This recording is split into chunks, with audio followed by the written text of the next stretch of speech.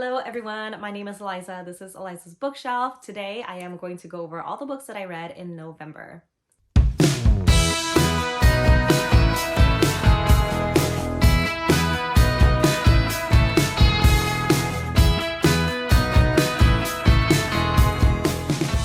Usually I order this from like least liked to my most favorite of the month, but I mean November was just super crazy. And we were sick multiple times, one with RSV, one with the flu. Thank God we haven't had COVID yet, but it was just like a whirlwind of like everyone's sick. We're trying to still get together for the holidays and Thanksgiving and stuff like that. And so it was really busy. So I didn't really write down a lot of notes for the books that I read. I just read it and I was like, all right, let's move on. So I'm not going to rank it like that. I'm just going to go over this in the order of when I read them. So I'll go over the first book and then like the very last book that I read in that month. I have my little list right here, you know, little scribbles. I like never write anymore, physically write. I'm always on the computer typing and stuff like that. Whatever I do write is just the signing stuff. And so look at all these scribbles. It's really bad handwriting. I really need to work on it. So number one, the first book that I read is The Hunting Party by Lucy Foley. I really like this one. This is only the second book that I read from Lucy Foley. And the first book was, what was it? The Guest List. The Paris Apartment came out recently too, and I didn't think that I would have liked it that much based on what I read from the synopsis. And so I just picked this one up because I had it on my shelves. I really wanted to read a lot of the books that I have already because of that book buying ban. Anyway, so The Hunting Party by Lucy Foley. I actually really like this one. I gave it, what, 4 stars? And I don't know why I gave it 4 stars. I thought I really liked it. But anyways, that was my, like, whenever I rate books, I just don't think about it too much. I just base it on how I feel after I finish the book. But anyways, so yes, I gave it 4 stars apparently. It is a locked room mystery. Where are they locked in? They're locked like at this cabin in the snowstorm and stuff like that, right? It's a group of friends, like a big group of friends. There's 2 couples, there's like a single person, another single person, a couple with a baby. There's a lot of people involved, right? And so they get together for the new year again to go hunting. I guess this is a thing that they do. And they get snowed in and what happens? Someone dies. My memory sucks.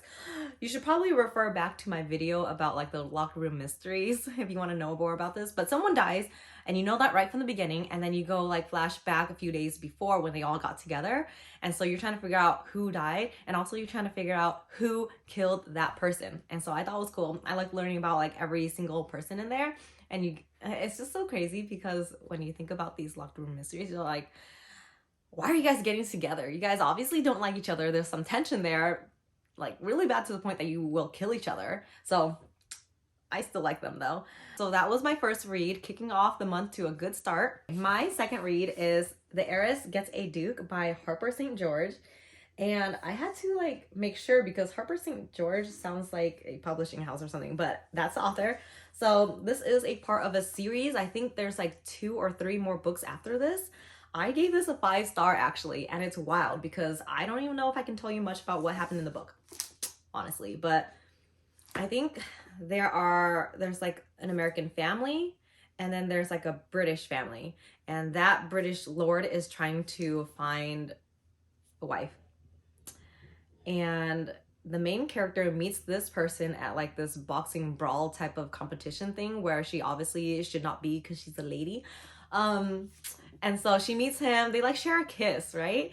Because he's like, give me a kiss for good luck. Anyways, they meet that way and then they separate ways, right? And so she doesn't think that he will meet him again, but obviously there was a spark. Long story short, he gets engaged to his sister and they figure out quickly that that's not what he wants. And so he's like, I want you. And so they get together, but they're trying to figure out, you know, how their relationship works because she's always of that mind, like, I don't want to get married, I don't want to lose my independence, I have a few good years left in me before I have to settle down. And so yeah, I thought it was really cute. It was a little bit steamy. I really want to read like the next books in the series, so I put them all on my wish list so that I can subtly let my husband know this is what I want. That was my second one. Again, very good reading month so far. Next one is A Sign Here, third book of the month. Sign Here was so good. I did this as a, did I do this as a buddy read? Yeah, I did this as a buddy read with Daphne and Kaylee. I love this one. This was really good. Is this my favorite book of the month? It might be. So we have this devil named Peyote Trip, who is he the devil? No, he's not the devil himself, but he is a demon in like hell, right? And so it portrays hell as like everyday life. People have 9 to 5 jobs, things like that, right? But the only difference is everything that you find annoying in life, that's what happens in hell. Like your pencil, when you sharpen it, it's always breaking off at the point, so you have to keep sharpening it until the 5th time you try, and it will always happen that way. Anytime you need a sharpened pencil, you just have to go through the motions. The 5th time is the charm. Things like that, right? So it's so funny. I thought it was very hilarious how hell was portrayed. Anyways, his job is like to sign away souls from humans in the upper world, right? The regular world. And so something happens when you sign the 5th soul from the same family. And so that is his goal this whole time. But it's really like crazier than that, because you learn more about like the family that he needs to get the souls from. It's like the Harrison's family. He got 4 souls already, and then right now he's waiting to get the 5th one. And so you learn about the Harrison's family. There's like a daughter, a son, and then the couple. They're all kind of messed up in their own ways, but he's trying to sign a soul away. And I don't want to say more because I don't want to spoil it. It's just so crazy because you have Peyote's history, you have the Harrison's history, and there's just a lot involved, but I really liked it. I really enjoyed it. I gave it 5 stars. Might be my favorite of the month. Next one I read was Would You Rather by Allison Ashley. This one is a like friends to lover, marriage of convenience type of book.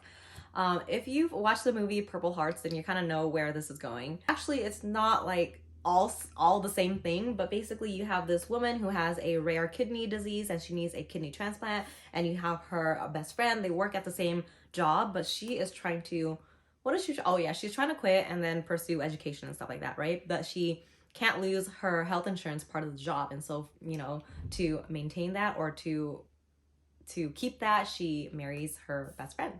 I thought it was okay. Like, I can't tell you much that happens in the book. I don't even remember how it ended, so it was just okay. It was all right. It was cool. Moving on. Are we on the 5th one? Next one I read is Once Upon a Broken Heart. Where is it? It's right here. And honestly, I do like this more than the Caraval trilogy that came before this. You have Jax, the main character from the first series, and I don't think you need to know much besides that. You might need to know a little bit about like the fates and things like that, and what else, like his one true love. So basically Jax is this character who is doomed or like cursed so that every woman he kisses dies unless it is his one true love. So you only have to know that his one true love is actually from the first series, but things happen, didn't really work out for him, so he's like brokenhearted for the rest of his life. So you got to know that. The other thing you got to know is that the fates, it's like these created beings or something like that. I'm actually kind of confused about that because I thought they were created, but then you know more of their history in this book. I don't know. All I know is that if you loved her writing, Stephanie Garber's writing for the first trilogy, you will probably really love this series. I don't know if her writing is for me. I'm always like, okay, let's move on. Let's get to it. Let's find out what happens. But I feel like her writing is just like always spinning me around in circles. But I overall enjoyed this story more than the Careful trilogy as a whole. So I don't know if that tells you something. Basically, he makes a deal with the main girl in here, Evangeline, because her lover fell in love with another girl and they were gonna get married, so she wants to stop that wedding, so she makes a deal with Jax, and then it goes horribly wrong. Just like, never trust Jax, right? But it goes horribly wrong, and then so that's the story. I don't know, I forget. She goes on a wild adventure in this one, but that's this one. I think I gave it 3 stars. What else? Oh, my next one is Making a Scene by Constance Wu. This one I listened to audio. I really like this one. I don't know if you've heard about her story in like the news and stuff like that, but basically she got a lot of backlash when she tweeted something years ago about Fresh Off the Boat. It was renewed for another season and she was really upset about that, and so she tweeted about it because I think she had like more jobs lined up, and then because it was renewed, she had to let go of those jobs that she was really excited about. But she tweeted it in a way that she got a lot of backlash. People were saying she was ungrateful. Like Fresh Out of the Boat is a good TV show that represents Asian Americans in, you know, the TV, and we don't get a lot of that. So she got a lot of backlash, and this is kind of like her story about her life and also that incident that happened. There's a lot that I guess was leading up to it, and so she explains it, and I really liked it. I also liked like her title as a whole, Making a Scene, because it's always like, oh, you have to act a certain way, especially as a woman. You can't say certain things, you can't act a certain way. Like Taylor Swift's song The Man, it really resonates with me because I felt it my whole life. I feel like especially in residency and even at my job right now, there's always some nuances that's like, oh, you're a woman, I'm treating you a certain way because of that. And so I really liked it. Sometimes I'm always like making subtle references to this book that no one really knows because no one's like at least in my circle of friends, stuff like that, no one's like a big book nerd. And so I'm always like, yeah, let's make a scene like Constance Wu, and everyone's like, crickets chirping. I gave it 4 stars. I really liked it. Next book I read is right here. It is Every Summer After by Carly Fortune. I think this is her debut novel, and she's coming out with another one next year that I'm really excited about. It's about 2 best friends growing up who developed like a romantic relationship, but they broke apart some way or another that you'll find out later. And so it's like flashback from present day to back then, and so you see how they develop their relationship, which is really cute. There's like little things that they do for each other. She makes him friendship bracelets and stuff like that. What else? I forget, but they were so cute. And then you find out why they broke apart, and that's just so heartbreaking. Overall, I really did like it though. Certain elements about romance stories, if I read about it, I'll probably be a little bit turned off, so that happened here. I don't want to say too much because I don't want to spoil it, but I did like this more than Love and Other Words, which is what it is compared to a lot because it's basically like the same concept. So, it can be like the same book, but I did like this a lot. I gave it 4 stars. Next is From Blood and Ash by Jennifer L. Armentrout. This is a reread for me. I am rereading the whole series so I can continue with The War of Two Queens and also The Light in the Flame. Is that the one that recently came out? Something like that, right? And so I reread this one and I still loved it so much. I gave it 5 stars once again because Hawk and Poppy. That's all I need to say. So yes, there's that one. Next one is Clara and the Sun by Kazuo Ishiguro. So this one, I completely had this wrong. When I read the back of the book, I thought it was going to be about this robot who makes friends or forms a relationship with a guy who bought her or something like that, but it's not like that at all. Basically, Clara is an artificial friend, an AF, and it starts off with her in a store of all of the AFs waiting to be bought by someone who needs an artificial friend. And so a lot of the book I feel like is starting out there, but she has like this relationship with the sun as well, coming over to heal her and like give her energy. I think there's some sort of metaphor of that, like with God or whatever, things like that, right? But she finally gets bought by this family, this little girl who has some sort of illness. And so she goes to that family and weird things start happening. Really, really weird things. Like the mom is acting strange. The mom is saying like, oh, daughter, you are very sick, when the daughter seems to be doing fine. But she's like, daughter, you got to stay home. I'm just going to go to the market with this AF, okay? And she's like bonding with the AF. It's very strange. The daughter goes to like get her portrait drawn, and it's also very fishy, and you'll find out why.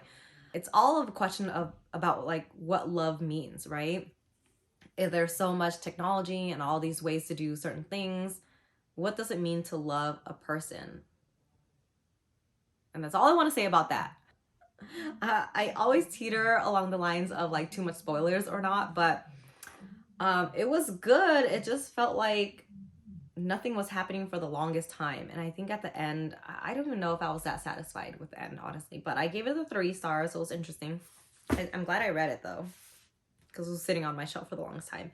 Last book I read was The Ballad of Never After by Stephanie Garber. I did this as a buddy read with Miriam, and this actually really surprised me. I like this the best out of all of her books, and I had heard a lot of people say that about this book, so that's why I wanted to read the whole thing. But honestly, like, was the payoff that good? I don't know. I do know that I was really surprised about how much I like this one.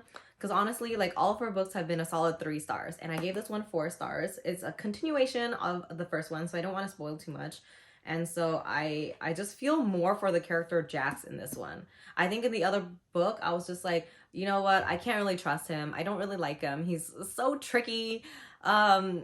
He'll say one thing and you have to believe him, and things go wrong and you're like, see, why did I think otherwise? Because he told us who he was from the beginning, right? But this one, I felt more for him and the main girl Evangeline. Yeah, I just can't wait for the third book because this one ended in like the biggest cliffhanger ever. I'm like, God, ugh, I like this one. Yes. So I hope you liked my little wrap up of November. I had, let's see, I had 2 5-stars. Was it 2? Yeah, I had 2 5-star rating. Oh, 3. I had 3 5 stars, which is the Heiress Gets a Duke and Sign Here, and also From Blood and Ash, which is a reread.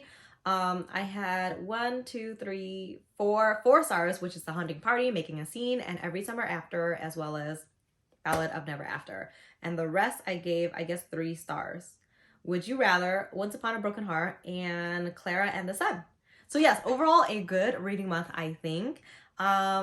Maybe I will just do it like this moving forward, just like from the order of when I read them, because it seemed a little bit easier on my brain. All right, well, I hope you guys liked this video. I will see you guys next time. Bye.